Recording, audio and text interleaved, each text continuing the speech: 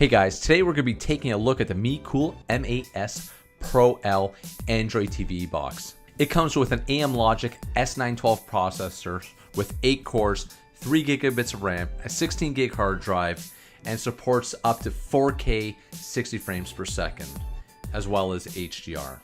So without no further ado, let's get right into the unboxing and see how this box looks like.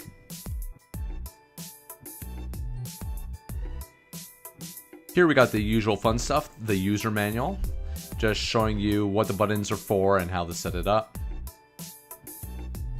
Here we got the product itself, the M8S Pro L, and it's got the usual Mecool surface where it's a bit graded on the front. Now over on the bottom here, you'll see that it is graded, that allows proper ventilation, so you don't have any overheating issues. Now on the back of the box here, you'll see all the different inputs that we have. We have the AV, we have a spot for your network cable, your HDMI, and your power supply here. Oh, I did forget to mention, this does come with dual band Wi-Fi and Bluetooth 4.1. Next, let's just flip here to the other side. We have 2 USB ports, as well as a spot for some additional hard drive space, so using an SD card. Also in the box here, we have the 5-volt power supply. We have an HDMI cord. And lastly here we have the remote. It's just the usual cheap remote that comes with it. It's not voice activated or anything, but it does give you mouse functions as well. It does not unfortunately come with any batteries. So next I'm going to boot up the Android TV box and we're going to take a look at the OS and see how it performs. Okay, here we are at the Mecool launcher. And the first thing I'm going to do is I'm going to go down to TV Central. And TV Central is essentially a preloaded copy of Kodi. So let's launch it now. So from here you can see, if you scroll down to add-ons, it will have all the add-ons pre-installed, so you don't have to think about it or go searching for the add-ons. So I'm not going to spend any time here, and we're just going to go back up to the power button and we're going to exit out of Kodi. Next, we're going to go over to the right here, which is our Explorer. And from here, I'm going to go right into testing some video playbacks for some 1080p video, 4K 30 frames per second, and 4K 60 frames per second. And we'll see how we do. And all video playback will be playing off a local USB key. So let's start with our 1080p video and see how it does. So this part of the video here is going to be doing some quick playback. This is usually where you'll see videos starting to stutter if there is playback issues. And there we go, absolutely no stutter, quick playback. So next, let's get into Big Buck Bunny. We're going to do the 30 frames per second and we're going to see how it does. So usually with Big Buck Bunny, during the opening credits, going down during this panning, you'd see some stutter if there was going to be some video issue.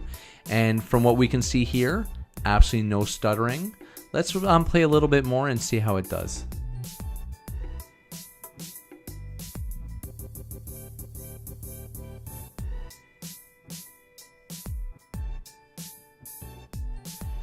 And this is great playback, no stutter.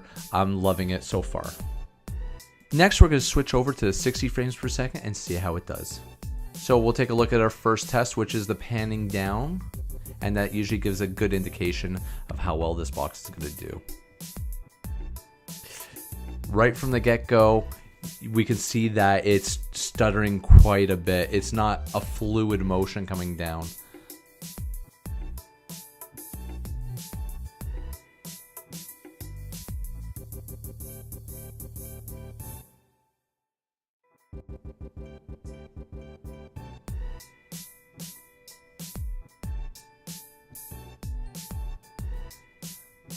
Playback seems to be a bit slower. We'll see. We'll go ahead and we'll see a little bit more at this point here. Once again, with the panning in, you can see that it isn't very fluid. It's stuttering quite a bit. So as for its claims of being a playback for 60 frames per second, I would say it would be a no-go. I wouldn't suggest this box for it.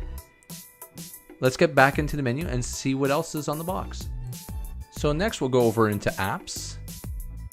And here are all the apps that are available. We'll just go over to the Play Store here. And we'll see that it looks exactly like the Play Store that you would find on any official Android TV box. So we'll just exit out of here now that we've seen it. Now we're going to go down to live channels, and I do have an HD home run, so we're going to play some content off of there. And here you can see that it is playing some 1080p content, and it's obviously having no issues with the playback. We'll take a look at settings, and this is all the obvious stuff. If you go in here, you'll have your network connections, so you'll connect to any network, Wi-Fi network that you want to. Then over here for apps, you would go in here if you want to uninstall any apps, clear any data, etc. If we go back here and we go down to display, here we could adjust the screen resolution as well as the screen position if the image wasn't properly fitting in your screen. Next, if you scroll down, storage reset, this shows you the available memory, and if you want to factory reset it, you just hit factory reset. At the very bottom here, if you want, you could choose hit add accessory, and you can add any Bluetooth accessory that would be available to work on your box. Next to the right, we have our browser. I'm not a big fan of using browsers on these Android boxes, but if you want to use it, here you go. I'll just load ESPN and see how it goes.